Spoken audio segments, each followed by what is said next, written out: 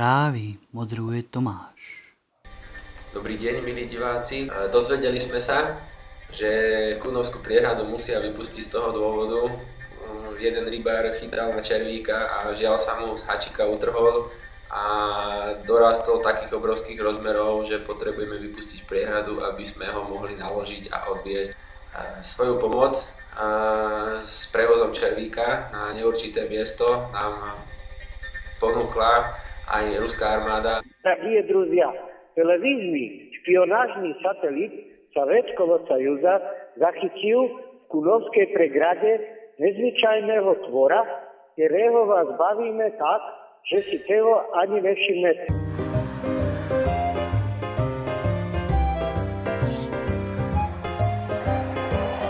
Kde je ten červík? Ja by som sa na to...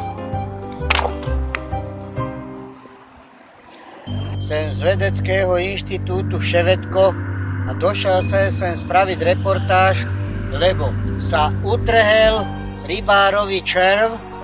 Šulejky musíme tú priehradu celú vypustiť.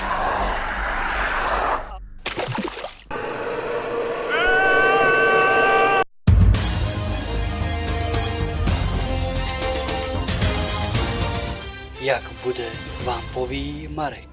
Dobrý den, vitajte u počasa.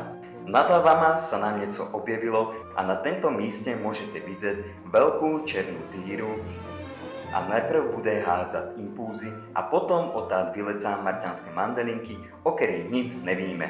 Proste nic.